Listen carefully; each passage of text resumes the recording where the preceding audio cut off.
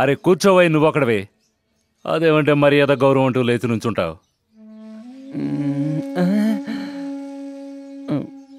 ఏంట్రా, నేను వాడిని చూస్తే వాడు నీ మొహం చూస్తాడు, నిన్ను చూస్తే నువ్వు వాడి మొహం చూస్తున్నావు.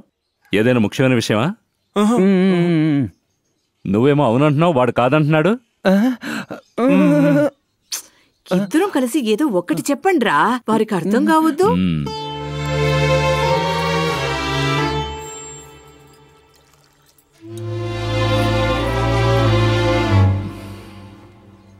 సరే పదండి, కాళ్ళు చేతులు కడుక్కొని బయలుదేరండి.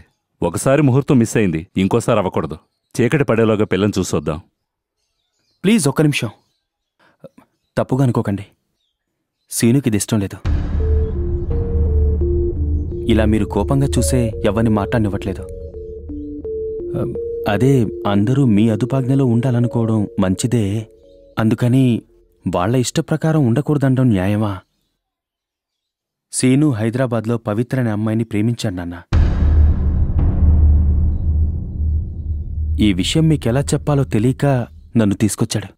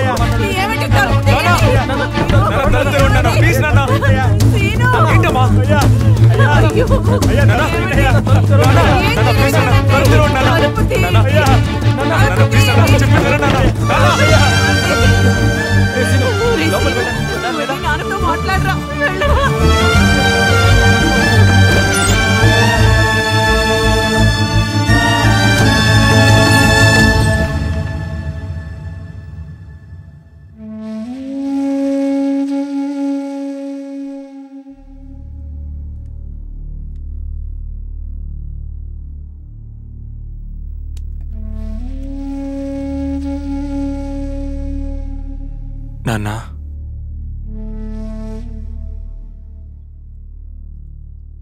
మీ మనసు నొప్పించాలని నేను ఈ పని చేయలేదు.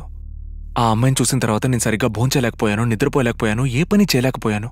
అంతా అయోమయంగా అనిపించింది, ఎవరికీ చెప్పుకోలేకపోయాను. కానీ ఒక్క విషయం మాత్రం నా మనసుకు బాగా అర్థమైంది, దాన్నే ప్రేమంటారని. నాకు తెలియకుండానే ఆ అమ్మాయిని ప్రేమించడం మొదలుపెట్టాను. నా మనసు నా మాట వినడం మానేసింది. ఇప్పుడు నన్నేం చేయమంటారు?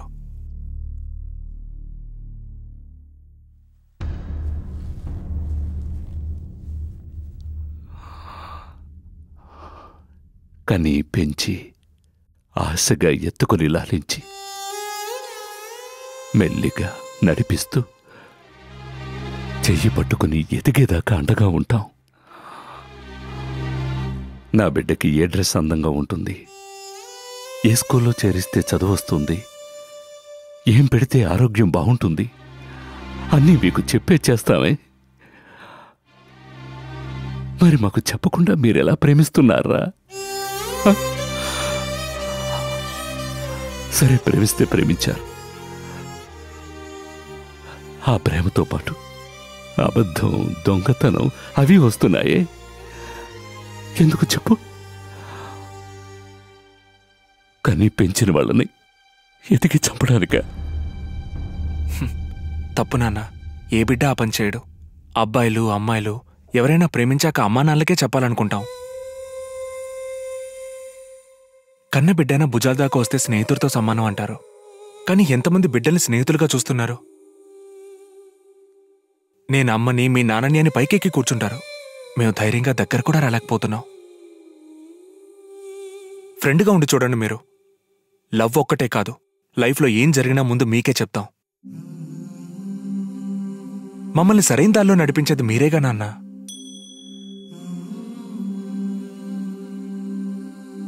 నేను అక్కయ్యకి మళ్ళీ పెళ్లి చేసుకునొచ్చి మీకు చెప్పలేదు, మీ అంగీకారం కోసం వచ్చాను.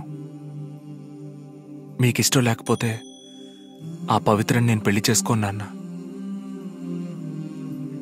ఏముంది, ఏనాటికైనా తన్ని పెళ్లి చేసుకుంటాననే నమ్మకంతో ఉంటుంది.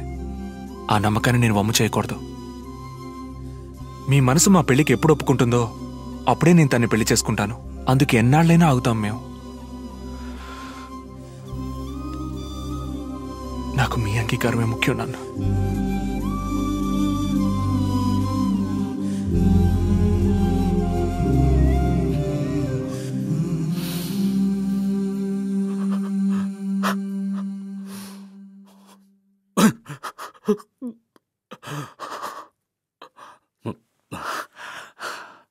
నీకు ఆ అమ్మాయి బాగా నచ్చింది కదా? నీ సంతోషమే నాకు ముఖ్యంరా. కన్న బిడ్డల కోసమేరా తల్లిదండ్రులు బతుకుతోంది. అది మాత్రం అర్థం చేసుకోండి.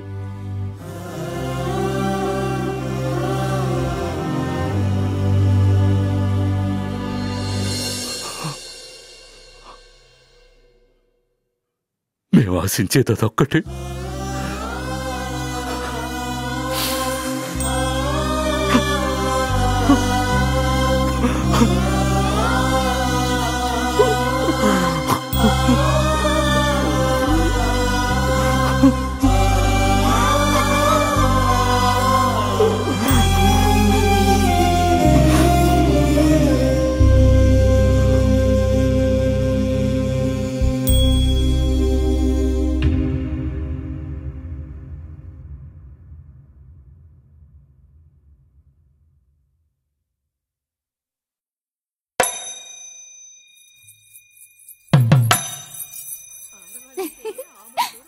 జుట్టు చాలా బాగుంది. ఆ సామాన్లు ఇచ్చేసావా? అవన్నీ ఇచ్చేసానయ్యా. గుడికి వెళ్ళాలి. ఎండిపాలెం తీసుకొచ్చి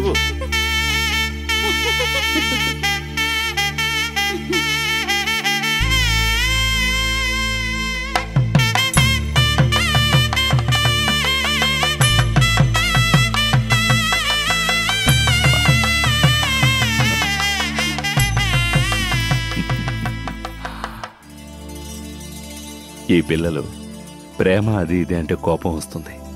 కానీ ఇంకా ఎంతకాలం ఊరు తప్పుగా అనుకుంటుందని, ఎదుటివాడు తప్పుగా అనుకుంటారని అనుకుని మన జీవితాల్ని, మన పిల్లల జీవితాల్ని పాడు చేస్తున్నామనిపించింది.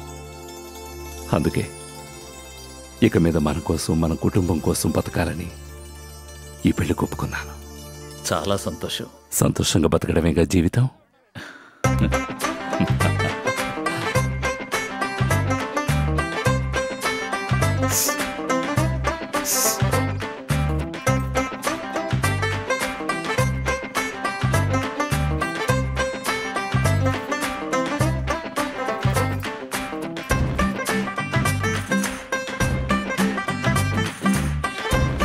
మామ్స్ చేతి ఎరా, నువ్వు నా వెనకాలే తిరుగుతున్నావు. నీకు వేరే పని లేదా? ఉన్న పని నీ వల్లే కదరా ఊడింది. ఏరు దాటాక తెప్ప తగిలిస్తావని తెలిసి కంపార్ట్మెంట్లో నీ వెనకాలే పడి తిరుగుతున్నాను చూడు. రే రే రే రే సారీ రమ్మా, సారీ బంగారం. రే మరేం పర్వాలేదు, వదిలే. మామా, పవిత్రుడిని పైకి రప్పించడం ఎలారా?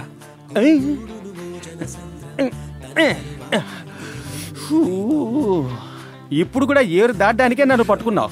రే సారీ రా మామా. రే రే రే రే మామా మామా రే మామా చెప్పరా. రే ఐడియా చెప్పరా. Phone the.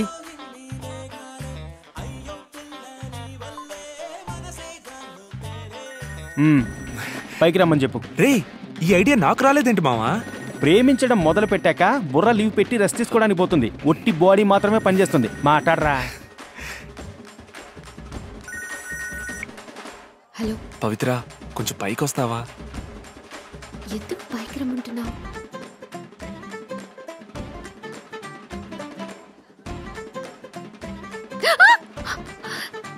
ఏంటి సీను, ఇలా పెద్దవాళ్ళందరూ ఉండగా పిలవచ్చా? నా పెళ్ళాన్ని పిలవడానికి నేనెందుకు భయపడాలి? ఇక మనం ఎవరికి భయపడం తెలుసుగా. రే మావా, తలుపుతారోరా. ఏంట్రా సమ్మెలప్పుడు మూసిన కొట్టులాగా నువ్వు తలుపు తీయవా? రే నువ్వు ఇంకా ఊరికి బయలుదేరలేదా? ఇక్కడుండి ఎందుకురా నన్ను డిస్టర్బ్ చేస్తావు? పోతాన్రా, పోతాను. ఆషాఢ మాసం నీ భార్య పుట్టింటికి వెళ్ళాక నా కోసం వస్తావుగా, అప్పుడు చూపిస్తాన్రా.